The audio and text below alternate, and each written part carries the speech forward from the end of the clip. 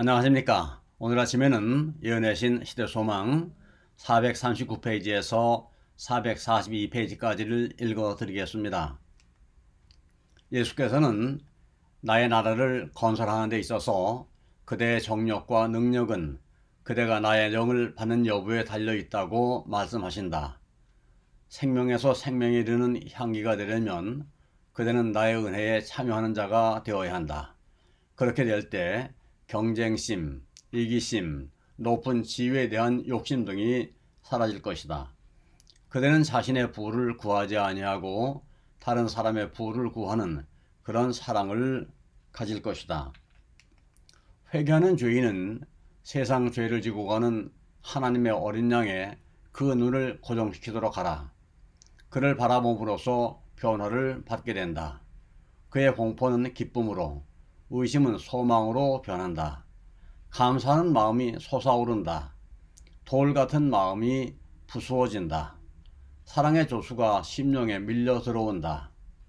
그리스도가 그 마음에 계셔서 영생하도록 솟아나는 샘물이 되신다.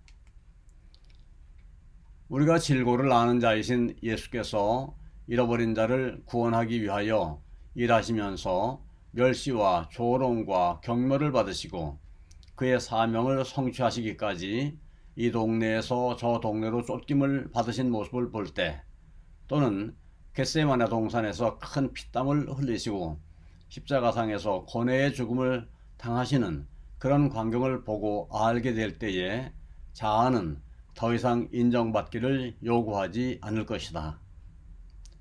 예수를 바라볼 때 우리는 자신의 냉담함과 무기력과 이기심을 수치스럽게 생각할 것이다. 그리스도를 믿는 자는 아무도 낮게 평가되지 않을 것이다.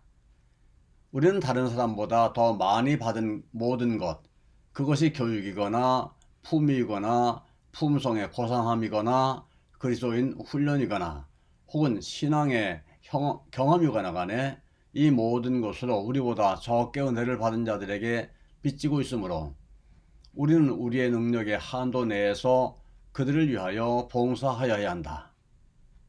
우리가 강하다면 약한 자의 손을 붙잡아 주어야 한다.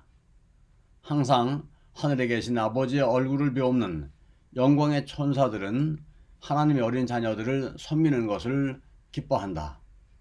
좋지 못한 품성의 특성을 가진 두려워하는 영혼들은 특별히 천사의 보호를 받는다. 천사들은 언제나 자기들을 가장 필요로 하는 곳에 있다. 그들은 자아에 맞서 치열한 투쟁을 하며 매우 절망적인 환경에 처한 자들과 함께 있다. 그리고 이 봉사에 그리스도의 참된 제자들은 협력할 것이다. 이 작은 자 중 하나가 정복당하여 그대에게 잘못을 행할 때에 그를 회복시키기 위해 힘쓰는 것이 그대가 할 일이다. 그가 먼저 화해하려고 힘쓸 때까지 기다리지 말라.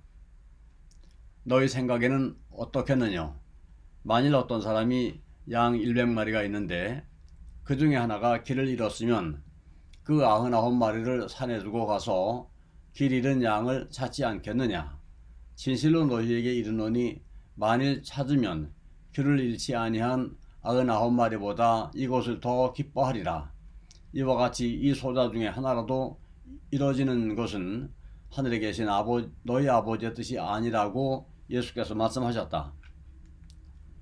온유한 심령으로 내 자신을 돌아보아 너도 시험을 받을까 두려워하며 실수한 자에게 가서 너와 그 사람만 상대하여 권고하라. 그의 실수를 다른 사람들에게 폭로함으로써 그에게 모욕을 주거나 예수의 이름을 부르는 자의 죄나 실수를 공개함으로써 그리스도에게 욕을 돌리는 일이 없게 하라. 종종 실수한 자에게 권리를 분명히 말하여 주어야 하며 그로 하여금 자기의 그릇된 것을 깨닫게 하여 고치도록 하여야 한다. 그러나 그대는 판단하거나 정죄하지 말아야 한다. 자기의 의를 세우려고 하지 말라. 그대의 모든 노력은 그를 회복시키기 위한 것이 되게 하라. 영혼의 상처를 치료할 때 가장 섬세한 접촉과 가장 세심한 감정이 필요하다. 갈바리에서 고난을 당하신 분으로부터 흘러나오는 사랑만이 여기에서 그 효력을 낼 수 있다. 불쌍히 여기는 동정심으로 형제가 형제를 대우하되 그대가 성공한다면 그대는 그 영혼을 사망에서 구원하여 허다한 죄를 덮는 것임을 알게 될 것이다. 그러나 이렇게 노력하여도 효과가 없을 수도 있다. 그런 때에는 예수께서 한두 사람을 데리고 가라고 말씀하셨다. 그들의 공동적인 감화는 먼저 간 사람의 감화로는 성공하지 못한 점을 극복할 수 있을지 모른다. 그들은 그 사건에 관계가 없으므로 공정하게 행동하기가 더 쉬울 것이며 이 사실은 실수한 자에게 저희의 권면을 더욱 무게 있게 해줄 것이다. 그래도 그가 저희의 말을 듣지 않는다면, 그래도 안 된다면 그때 비로소 그 문제를 전체 신자 앞에 내놓을 것이다.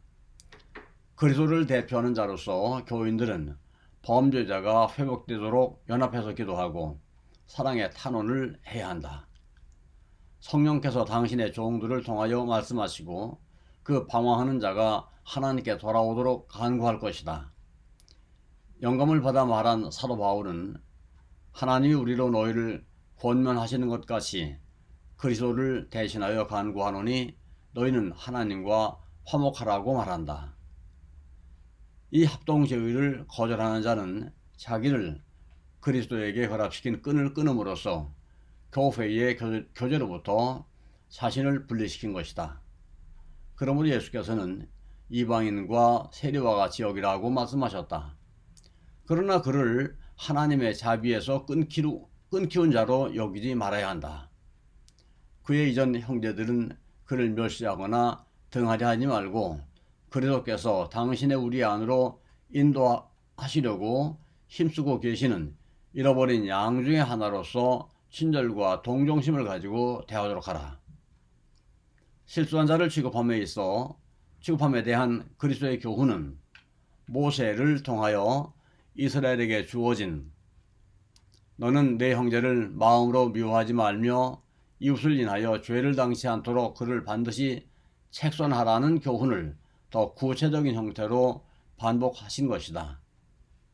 다시 말하면 어느 한 사람이 그리스도께서 분부하신 의무, 곧 오류와 죄 가운데 빠진 자들을 회복시키고자 하는 노력을 등하냐면 그는 그 죄에 참여하는 자가 된다.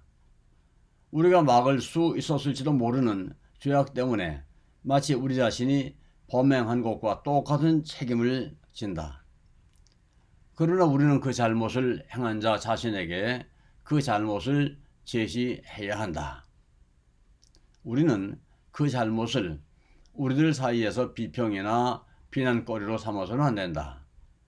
그리고 서로 교회에 제출된 후일지라도 그것을 다른 사람들에게 함부로 되풀이해서는 안 된다. 그리스도인의 실주에 대한 정보는 믿지 않는 세상에게는 다만 장애의 원인이 될 뿐이며 이런 것들을 깊이 생각함으로써 우리 자신들은 해만 받게 될 것이다. 왜냐하면 우리는 바라봄으로 말미암아 변화되기 때문이다. 우리가 형제의 잘못을 시정하려고 할 때 그리스도의 영이 우리를 인도하여 될 수 있는 대로 그 자신의 형제들의 비평에서라도 그를 보호해야 하겠거든 하물며 믿지 아니하는 세상의 비난에서 그를 보호해야 함은 더 말할 나위도 없을 것이 아니랴. 우리들 자신에게도 실수가 있으므로 그리스도의 긍휼과 사유하심이 필요하다. 우리가 그리스도에게 대접을 받고자 하는 대로 우리가 피차간에 대답하라고 그분께서는 분부하신다. 무엇이든지 너희가 땅에서 매면 하늘에서도 매일 것이요 무엇이든지 땅에서 풀면 하늘에서도 풀리리라. 그대는 하늘의 대사로서 행동하고 있으며 그대의 사업의 결과는 영원성과 관련이 있는 것이다. 그러나 우리는 이 큰 책임을 홀로 지는 것은 아니다. 신실한 마음으로 말씀을 순종하는 곳에서는 어느 곳이든지 그리스도께서 거기에 함께 계신다. 교회의 회중에만 임재하실 뿐만 아니라 제자들이 그의 이름으로 모이는 곳에서는 어느 곳이든지 그 수가 비록 적을지라도 그곳에도 계실 것이다. 그분께서는 너희 중에 두 사람이 땅에서 합심하여 무엇이든지 구하면 하늘에 계신 내 아버지께서 저희를 위하여 이루게 하시리라고 말씀하셨다. 예수께서는 하늘에 계신 내 아버지라고 하신 말씀에서 인성으로는 제자들과 연합하여 그들의 시련에 동참하셨으므로 그들의 고난에 동정하셨고, 신성으로는 무한하신 하나님의 보좌와 연락은 맺고 계심을 제자들에게 상기시키셨다. 얼마나 놀라운 보증인가. 하늘의 천사들은 사람들과 연합하여 잃어버린 자를 구원하는 자에게 동조하고 그를 위하여 활동한다. 그리고 영혼을 그리스도께 인도함에 있어서 하늘의 모든 능력은 인간의 능력과 연합하기 위하여 임한다. 아멘. 감사합니다. 오늘 아침에는 여기까지 읽어드렸습니다.